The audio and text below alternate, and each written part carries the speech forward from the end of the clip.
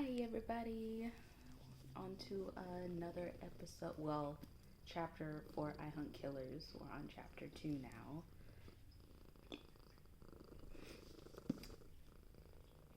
Let's see.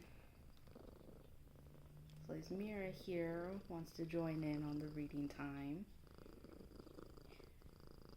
Before we begin, we're going to take a deep breath in.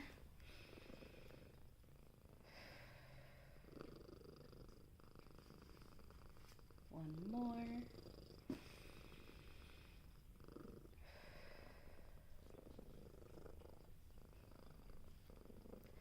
So, chapter 2. Jazz backed up out of the brush and carefully made his way back to his Jeep, which he'd concealed along an old dirt path that cut through the Harrison property. Jazz would go to G. William. He had to go, to see the body. He would confront his own past and see what impact it had on him, if any. Maybe it would have no impact, or maybe it would have the right kind of impact, prove something to the world, and to himself. A body was one thing. That finger, though, that was new. He hadn't expected that. It meant bouncing along now on the nearly non-existent shocks in his father's old beat-up Jeep. He tried not to think of what it meant, even though the finger hovered there in his imagination, as though pointing at him. It's not that he'd never seen a dead body before, or a crime scene. Jazz had been seeing those for as long as he could remember, thanks to dear old Dad. For dear old Dad, Take Your Son to Work Day was year-round. Jazz had witnessed crime scenes the way the cops wished they could, from the criminal's point of view. Jazz's dad, William Cornelius Billy Dent, was the most notorious serial killer of the 21st century. He'd made his home in sleepy little Lobel's Nod, and, for most of the part, kept his nose clean while in town, adhering to the old adage, don't crap where you eat. But eventually, time had caught up with Billy Dent. Time and his own uncontrollable urges. Even though he was a masterful murderer, having killed into the triple digits over the previous 21 years, he eventually couldn't help himself. 2 Lobel's Nods bodies later, G. William Tanner tracked Billy down and cuffed him. It was a sad and ignominious end to Billy Dent's career. Caught not by some FBI doctorate with a badge and the might of the federal government behind him, but rather by a local cop with a beer gut and a twang and one decent police car. In fact, maybe dear old Dad was right. Maybe all those guys, including Billy Dent, wanted to get caught. Otherwise, why hunt at home? Why crap where he ate?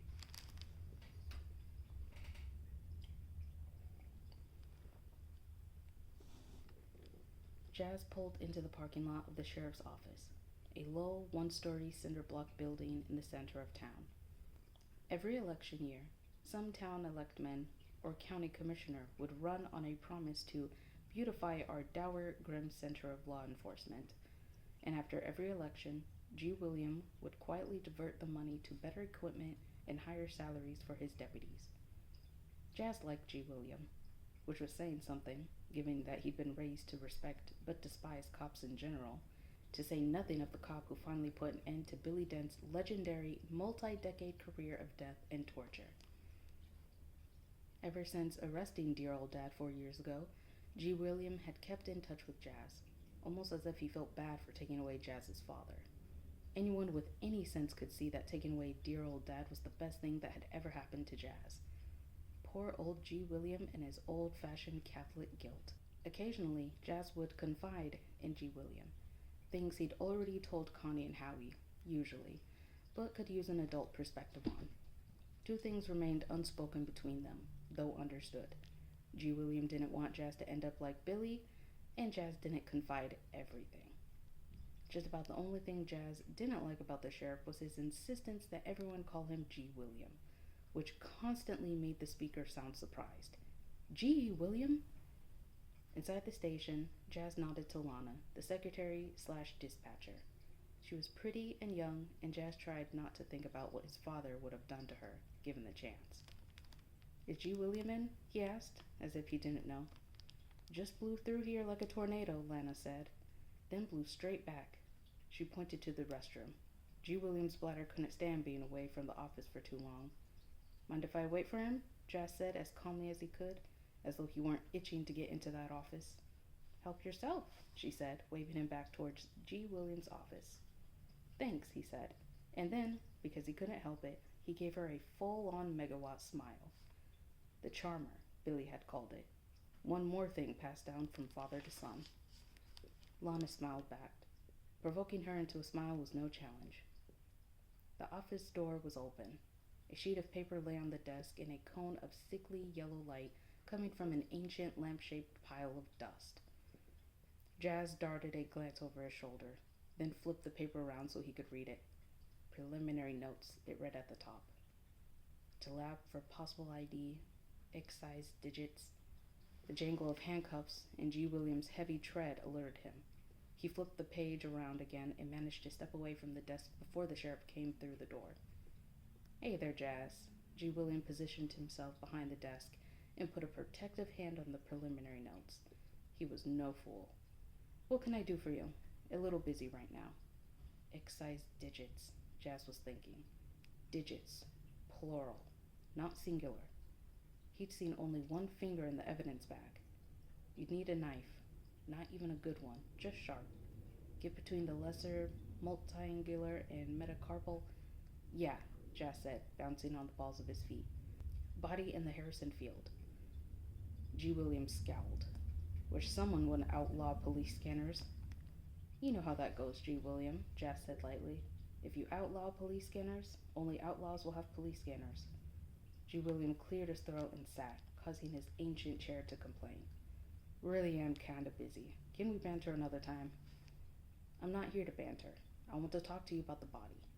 Well, really about the killer. That earned him a raised eyebrow and a snort. G. William had a massive, florid nose, the sort of bulbous schnoz usually seen on heavy drinkers, though G. William rarely, if ever, touched booze. His nose was a combination of pure genetics and 35 years as a cop, being hit in the face with everything from fists to gun butts to planks of wood. You know who the killer is? That's great. I'd love to go home, watch football like a citizen. No, but Jas didn't want to admit that he'd been spying on the crime scene or that he'd read G. Williams' notes, but he didn't have a choice. Look, a dead body is one thing. Excising multiple digits is... Oh, Jas.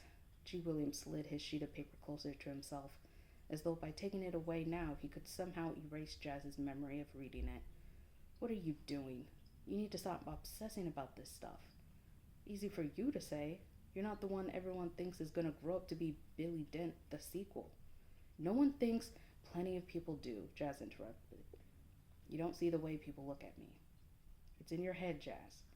They gazed at each other for a long moment. There was a pain in G. Williams' eyes that Jas figured to be as intense as his own, though of a different flavor.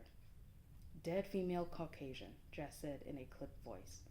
Found at least 2 miles from anywhere in any direction. Naked. No apparent bruising. Missing fingers. You get all that from here? G. William waved the paper in the air. You didn't have that much time to look at it. Busted. He'd revealed too much. Even knowing that G. William was savvy,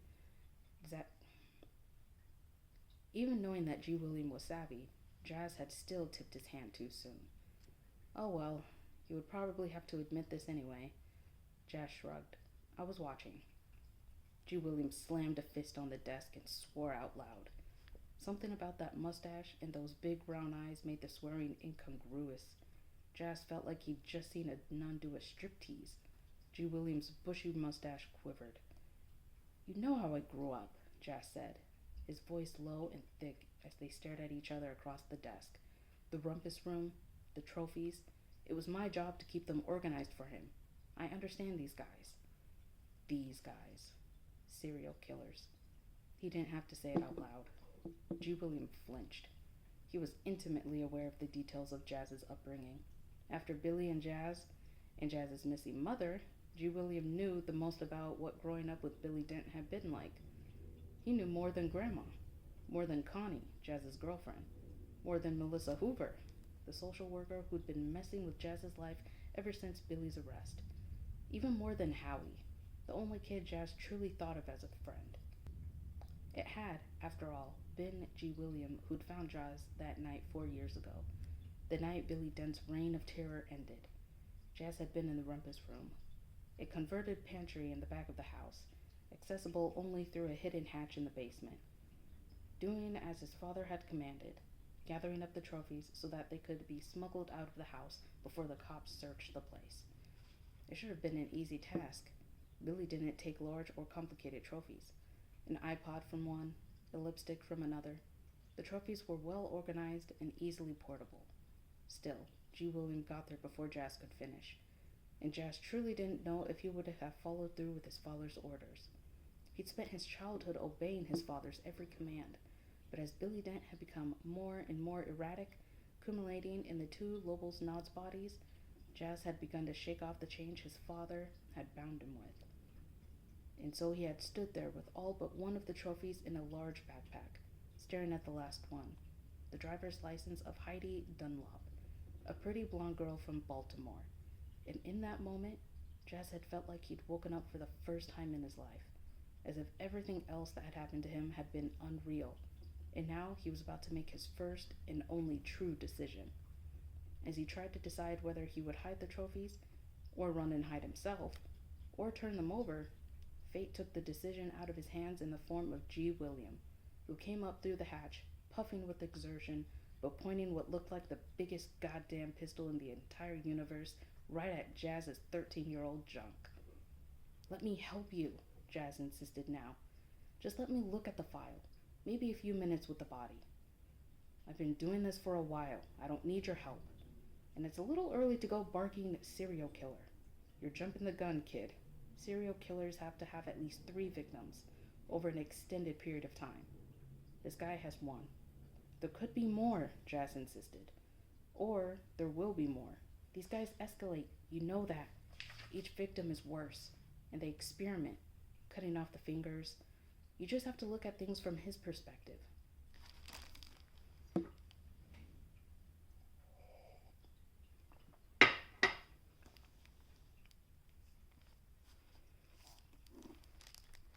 The sheriff stiffened. "I did that with your dad. I didn't like doing it then. Don't like the thought of it now." Finding Billy Dent had taken its toll on G. William, who had still been grieving for his recently deceased wife when the first of the Lobel's Nods bodies showed up. He'd thrown himself with an obsessive fervor into tracking and catching Billy Dent, and while he'd succeeded, his sanity had almost been another of Billy's victims. Jazz remembered the expression on G. William's face when the sheriff had come up through the rumpus room hatch, that huge revolver pointed at him. With all he'd seen in his life, the bodies, the trophies, what his father had done to poor Rusty, very few things could haunt Jazz, but the look on the sheriff's face that day was a regular star in Jazz's nightmares. He'd never seen a man so utterly despondent and devastated, the gun steady as a rock, even though the big man's lips trembled when he shouted, "Drop it! Drop all of it! I swear to Christ I'll shoot you!" in a high lunatic's falsetto. G. William Tanner's eyes had seen too much. If that night had not ended Billy Dent's career, Jazz was certain that the next day would have seen G. William dead by his own hand.